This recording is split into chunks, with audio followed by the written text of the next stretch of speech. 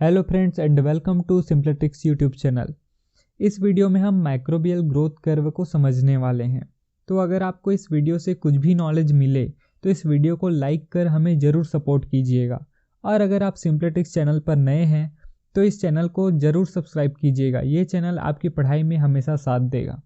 तो जैसा कि आप सभी जानते हैं कि जब हम किसी क्लोज्ड सिस्टम जैसे कि फर्मेंटर या फिर बायोरिएक्टर में जहाँ पर हम इनफ न्यूट्रिएंट्स देकर बैक्टीरिया या फिर अन्य माइक्रो ऑर्गेनिजम्स को ग्रो कराते हैं तो वो एक डिफाइंड ग्रोथ पैटर्न शो करते हैं, अर्थात हम उनके ग्रोथ पैटर्न को प्रिडिक्ट कर सकते हैं।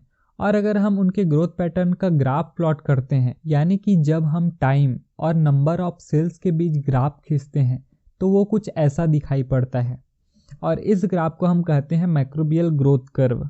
चलिए आगे देखते हैं। तो किसी भी क्लोज्ड सिस्टम में माइक्रो ऑर्गेनिज्म जैसे कि हो गया बैक्टीरिया के ग्रोथ कर्व में मेनली 4 फेजेस होते हैं। पहला है लैग फेज, दूसरा है लॉग फेज या फिर उसे एक्सपोनेंशियल फेज भी कहते हैं, तीसरा है स्टेशनरी फेज और चौथा है डिक्लाइन और डेथ फेज। अगर आप इसका स्क्रीनशॉट लेना चाहते हैं तो ले सकते हैं। हम इन सभी के बारे में डिटेल में अभी देखने वाले हैं। तो पहला है लैग फेज। यह सबसे इनिशियल फेज होता है जब हम किसी फर्मेंटर या फिर बायोरिएक्टर में न्यूट्रिएंट मीडियम और बैक्टीरियल इनोकुलेशन प्रोवाइड कराते हैं तो उसमें जो बैक्टीरिया रहता है वो पहले लैग फेज में होता है। इस फेज में क्या होता है, माइक्रो ऑर्गेनिज्म अपने सराउंडिंग एनवायरनमेंट के प्रति अडेप्ट होता है, जैसे कि न्यूट्रिएंट हो गया, पीएच हो गया, कौन सा न्यूट्रिएंट मीडियम उसे प्रोवाइड किया गया है, उसके मेटाबॉलिज्म के लिए उसमें एंजाइम सीक्रेट होते हैं। और इस फेज में सेल नंबर में कोई इंक्रीज नहीं होता है, हालांकि कुछ मात्रा में सेलुलर वेट इंक्रीज होता है। जैसे ही माइक्रोब अपने सराउंडिंग एनवायरनमेंट के प्रति अडेप्ट होता है तो वह लॉग फेज में प्रवेश करता है। इसे एक्सपोनेंशियल फेज भी कहते हैं। देखिए इसमें जो नंबर ऑफ सेल्स हैं वो टाइम के साथ बहुत तेजी से इंक्रीज हो रहे हैं। लॉग फेज में टाइम और नंबर ऑफ सेल्स के बीच जो ग्राफ होता है उस पर एक स्ट्रेट लाइन ऑब्जर्व होता है। इस फेज में माइक्रो ऑर्गेनिजम्स का सबसे एक्टिव ग्रोथ होता है और सेल का मल्टीप्लिकेशन होता है। इसमें सेल का नंबर और मास इंक्रीज होता है।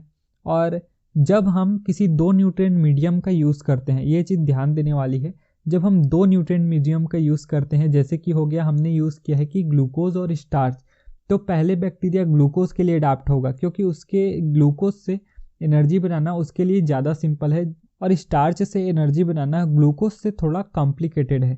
इसलिए बैक्टीरिया या फिर माइक्रोब जो है वो पहले ग्लूकोज को यूज़ करेगा, उसके बाद स्टार्च के लिए अडाप्ट होगा तो फिर से लैग फेज में प्रवेश कर जाएगा, उसके बाद फिर से लॉग फेज आएगा, उसके बाद फिर से डेथ फेज आएगा।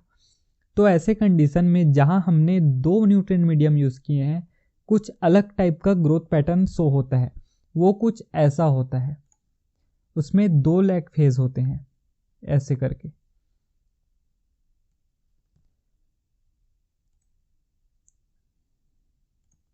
तो चलिए आगे देखते हैं।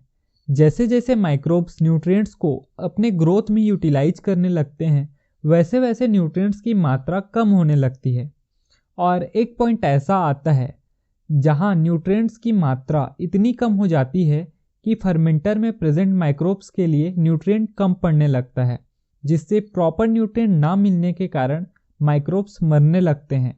तो माइक्रोब स्टेशनरी फेज में प्रवेश कर जाता है। इस फेज में सबस्ट्रेट डिप्लीट होने लगता है, मेटाबॉलिक एंड प्रोडक्ट्स फॉर्म होते हैं जिससे कि बैक्टीरिया का ग्रोथ इनहिबिट होता है और इस फेज में बायोमास कांस्टेंट रहता है और टाइम के साथ नंबर ऑफ सेल्स भी कांस्टेंट रहते हैं। इसी फेज में सेकेंडरी मेटाबोलाइट्स जैसे कि एंटीबायोटिक्स का प्रोडक्शन होता है। इसके बाद जब न्यूट्रिएंट्स पूरी तरह से खत्म हो जाते हैं और कोई एनर्जी सोर्स ही नहीं बचता तो माइक्रोब्स की मेटाबॉलिक एक्टिविटीज़ रुक जाती हैं और सेल नंबर के अगेंस्ट हमें एक straight slope down line observe होती है ग्राफ पर। इस फेज को डेथ फेज कहते हैं। इस फेज में बैक्टीरियल सेल्स मरने लगते हैं। हाँ, तो ये था हमारा पूरा माइक्रोबियल ग्रोथ कर्व। अगर मैंने जितना चीज़ बताया वो आपको राइटिंग में चाहिए तो आप स्क्रीनशॉट ले सकते हैं। ये मैं दिखा रहा हूँ, lag phase, log phase, stationary phase और डेथ फेज।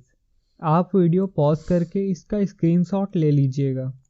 तो आज के वीडियो में बस इतना ही। अगर आपको इस वीडियो से कुछ भी नॉलेज मिली हो तो जैसा कि मैंने पहले भी बताया था, इस वीडियो को ज़रूर लाइक कीजिएगा, इससे हमें बहुत सपोर्ट मिलेगा।